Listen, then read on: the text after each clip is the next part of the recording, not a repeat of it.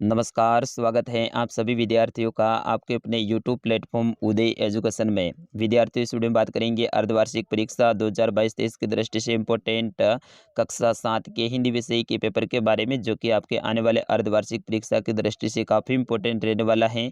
और आप सभी विद्यार्थियों के लिए ये वीडियो वरदान साबित होने वाला है, क्योंकि इनमें से ज़्यादातर प्रश्न आपके एग्जाम में सीधे ही पूछे जाएंगे और सारे के सारे प्रश्न हैं आपके एग्जाम की दृष्टि से 101% इम्पोर्टेंट रहने वाले हैं। तो आप सभी से विनंती रहेगी दोबारा से कि आप वीडियो को अंत तक जरूर देखिएगा। अभी तक आपने हमारे यूट्यूब चैनल को सब्सक्राइब नहीं किया तो चैनल को सब्सक्राइब जरूर कर लेना है, क्योंकि ये राजस्थान का नंबर 1 चैनल है, क्योंकि यहाँ पे आपके 7वीं और 8वीं की स्पेशल तैयारी करवाई जाती है। और आप सभी विद्यार्थियों के प्यार और सपोर्ट की वजह से आज हमारा चैनल राजस्थान का नंबर 1 चैनल है, तो आप इसके ऊपर विश्वास कर सकते हैं। हमारे पास में 8 सर की टीम है, जो कि अलग अलग विषय के हैं। सभी विषय के अलग अलग सर हैं जो कि आपके लिए पेपर तैयार करते हैं। तो बिल्कुल आप विश्वास कर सकते हैं, सारे पेपर आपके लिए रियल पेपर साबित होने वाले हैं। विद्यार्थी, वीडियो की शुरुआत करूं उससे पहले आपसे निवेदन रहेगा, एक बार पुनः अभी तक आपने हमारे चैनल को सब्सक्राइब नहीं किया तो चैनल को सब्सक्राइब जरूर कर लीजिएगा। इस पेपर को आपको डाउनलोड करना है तो भी मैं वीडियो के बीच में बिल्कुल बताऊंगा, और ये ऐसा कैसा पेपर है आपको देखने को मिलने वाला है, डाउनलोड करने के लिए मिलेगा और फिर आप आराम से पढ़ सकते हैं। चलिए, पहला प्रश्न आपकी स्क्रीन पे है कि हिमालय की बेटियां पाठ के लेखक कौन हैं? यतीश अग्रवाल, जैनेंद्र कुमार, शिव प्रसाद। ऑप्शन द है नागार्जुन जी। तो बिल्कुल हिमालय की जो बेटियां आपका पाठ है उसके लेखक हैं ऑप्शन नंबर द नागार्जुन जी। तो इसमें आपका सही आंसर क्या हो जाएगा? नागार्जुन। प्रश्न संख्या 2, कठपुतली का जीवन था संगठित, परतंत्र, स्वतंत्र, सरल। तो विद्यार्थियों, कठपुतली का जो जीवन है वो था परतंत्र, यानी ऑप्शन नंबर ब रहेगा इसका सही उत्तर। अगला प्रश्न है कि पेट जो न कराए सो थोड़ा, यह सोच है मुरली वाले की, रोहिणी की, दादी माँ की, विजय बाबू की। तो विद्यार्थियों, इसका सही आंसर क्या हो जाएगा? विजय बाबू की, ठीक है ना। तो आपका ऑप्शन नंबर द रहेगा इसका सही आंसर।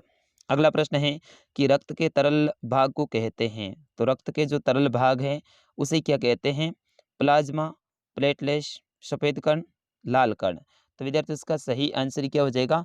प्लाज्मा कहते हैं। ऑप्शन नंबर अ रहेगा इसका सही आंसर। अगला प्रश्न है प्रश्न संख्या 5, रिक्त स्थान की पूर्ति कीजिए, यानी खाली जगह को आपको भरना है। ये सारी की सारी खाली जगह हैं आपके एग्जाम की दृष्टि से 101% इम्पोर्टेंट रहने वाली हैं। पहली खाली जगह है कि रक्त लाल कण, फिर उसके बाद में द्रव्य हो जाएगा इसमें, ठीक है ना। तो रक्त लाल कण द्रव्य के समान दिखाई देता है। अगला है खाली जगह से शुरुआत हो रही है, खाली जगह कणों की इसी कमी को एनीमिया कहते हैं। तो बिल्कुल यहाँ पे हो जाएगा लाल, ठीक है ना। लाल कणों की इसी कमी को एनीमिया कहते हैं, यानी लाल कणों की जो कमी होती है उसे एनीमिया कहते हैं, यानी खून की कमी। दबाव पड़ने से रक्त या फिर वक्त का बहना कम हो जाता है। तो यहाँ पे हो जाएगा आपका रक्त का, ठीक है ना। दबाव पड़ने से रक्त का बहना कम पड़ जाता है। और अगली खाली जगह है माधवदास के मन सद सहारे बैठे थे। और लास्ट में है आपकी खाली जगह मेरा मन तुमसे बहुत खुश होता है, ठीक है ना। तो यहाँ पे हो जाएगा आपका खुश, ठीक है। अगला प्रश्न है प्रश्न संख्या 6, सरसब्ज उपत्यकाएं से क्या तात्पर्य है? तो इसका अर्थ होता है विद्यार्थियों घाटियों की ओर। प्रश्न संख्या 8 है, रक्त को कितने भागों में बांटा गया है? तो विद्यार्थियों, रक्त को है वो कितने भागों में बांटा गया है आप भी बताइएगा। उससे पहले 7वां प्रश्न भी आप देख लीजिएगा, मिठाई वाला हर्ष से गदगद क्यों हो उठा था? तो विद्यार्थियों, मिठाई वाला है वो हर्ष से गदगद इसीलिए हुआ था क्योंकि बच्चे उनके पास में आए थे, और सारे बच्चे हैं वो खिलौने लेने के लिए आए थे, और खिलौने दो ना, खिलौने दो ना, इस तरह से है ना, बड़े ही प्यार से उस मिठाई वाले से वो बातें कर रहे थे, इसलिए वो हर्ष के साथ में गदगद हो गया था। प्रश्न संख्या 8 है कि रक्त को कितने भागों में बांटा गया है? तो विद्यार्थियों, रक्त को 3 भागों में बांटा गया है, ठीक है ना, ये ध्यान रखना है आपको। प्रश्न संख्या 9, शरीर में रक्त कणों का निर्माण कहाँ पर होता है? तो कोशिका के अंदर जो प्लाज्मा होती है ना, वहाँ पे शरीर के अंदर रक्त कणों का विकास होता है। प्रश्न संख्या 10, खून को भागुमती का पिटारा क्यों कहा जाता है? विद्यार्थियों, प्रश्नों के उत्तर थोड़े बड़े हैं, तो इनको आप एक बार नोट कर लीजिएगा और फिर याद कर लीजिएगा। प्रश्न संख्या 11 है, काका काल करे काले कर ने नदियों को लोकमाता क्यों कहा है? प्रश्न संख्या 12 है, पक्षी उन्मुक्त रहकर अपनी कौन-कौन सी इच्छाएँ पूरी करना चाहते हैं? उन्मुक्त का मतलब होता है विद्यार्थियों आज़ाद। तो पक्षी आज़ाद रह के कौन-कौन सी इच्छाएँ हैं वो पूरी करना चाहते हैं? एक तो है कि खुले आसमान में उड़ना चाहते हैं, बहते हुए जल को वो पीना चाहते हैं, इधर से उधर डालियों पर कूदना चाहते हैं, खुले गगन में उड़ना चाहते हैं, ठीक है ना? और पक्षी अपने झुंड में रहना चाहते हैं, इस तरह से घोंसला बनाना चाहते हैं, आप इनके बारे में लिख सकते हैं। प्रश्न संख्या 13, कारक किसे कहते हैं? इनके कितने भेद होते हैं? कारक किसे कहते हैं? इनके कितने भेद होते हैं? इनके भेद होते हैं विद्यार्थियों 8, ठीक है ना? प्रश्न संख्या 14, सर्वनाम किसे कहते हैं? इनके भेदों के नाम लिखिए। प्रश्न संख्या 15, विलोम शब्द लिखिए, यानी इनके आपको विलोम शब्द लिखने। विलोम का मतलब होता है उल्टा। अधिक का हो जाएगा कम, अपना का हो जाएगा पराया, उत्तम का क्या हो जाएगा? खराब या फिर घटिया अपन कह सकते हैं। जल का क्या हो जाएगा? थल हो जाएगा। और फिर उसके बाद में रात का क्या हो जाएगा? दिन हो जाएगा। लोक का क्या हो जाएगा? परलोक हो जाएगा। और उदय का क्या हो जाएगा? अस्त हो जाएगा। इस तरह से आपको इनके विलोम शब्द लिखने हैं। प्रश्न संख्या 16, प्रत्येक शब्द के 3-3 पर्यायवाची शब्द लिखिए। आकाश के 3 पर्यायवाची लिखने हैं, अग्नि, जल, बादल, पृथ्वी, राजा, सोना, चंद्रमा। इन सभी के आपको पर्यायवाची शब्द लिखने हैं। तो विद्यार्थियों ध्यान से देख लीजिएगा, विलोम शब्द ये इंपॉर्टेंट रहेंगे आपके एग्जाम की दृष्टि से, और जो आपके पर्यायवाची हैं वो ये इंपॉर्टेंट रहेंगे। एक बार अपनी पासबुक में जाके आप इनको पढ़ जरूर लीजिएगा, क्योंकि वेरी वेरी मोस्ट इंपॉर्टेंट हैं।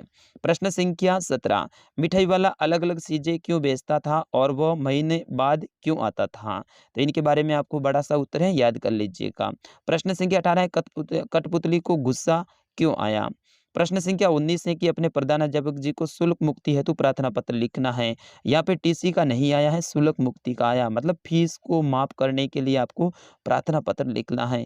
इसकी जगह पे आपके टीसी का भी आ सकता है, और साथ ही 2 दिन का या फिर 3 दिन का अवकाश के लिए भी आ सकता है। तो 3 प्रार्थना पत्र आप देख लीजिएगा, एक तो शुल्क मुक्ति, एक टीसी के ऊपर, और एक 3 दिन के अवकाश के लिए। इन तीनों में से एक पक्का आएगा 101%। प्रश्न संख्या 20, किसी एक विषय के ऊपर आपको निबंध लिखना है, यानी लेख लिखना है। बेटी बचाओ बेटी पढ़ाओ अभियान, मेरा आदर्श विद्यालय, मेरे प्रिय शिक्षक यानी गुरुजी, और दीपावली। इनमें से किसी एक के ऊपर आपको निबंध लिखना है। आज हमारे विद्यालय में ये पेपर था, और बिल्कुल मेरे एक शिष्य ने है वो मेरे ऊपर ही लेख लिख दिया, मेरे प्रिय शिक्षक, और मेरी सारी बातें हैं उन्होंने अपनी कॉपी में लिखी थी। तो आप भी अपने गुरुजी के बारे में ऐसे याद करके जा सकते हैं। विद्यार्थियों, ये था कक्षा 7 का हिंदी विषय का पेपर। मैं आशा करता हूँ आपने अच्छे से देख लिया होगा और अच्छे से याद भी कर लिया होगा, प्रश्नों को नोट भी कर लिया होगा। अब मैंने शुरुआत में आपसे वादा किया था कि मैं आपको इस पेपर की पीडीएफ है उपलब्ध करवाने वाला हूँ, तो बिल्कुल हम ये पीडीएफ है हमारी वेबसाइट पे मिलेगी। फटाफट आप सभी जाइए हमारी वेबसाइट पे, गूगल में जाइए, और गूगल में जाने के बाद में आपको लिखना है www डॉट, फिर उसके बाद में लिखना है उदय, UDAY, फिर उसके बाद में आपको लिखना है स्टडी, STU DY, ठीक है ना? स्टडी, फिर उसके बाद में छोटा-सा बिंदु मतलब डॉट, फिर उसके बाद में कॉम। ये जाके आप सर्च करेंगे, वहाँ पे राजस्थान जीके का आपके लिए ऑप्शन एक खुलेगा, और उसी राजस्थान जीके के अंदर कक्षा 7 हिंदी पेपर पीडीएफ ऐसा नाम लिखा होगा, उसके ऊपर क्लिक करना है।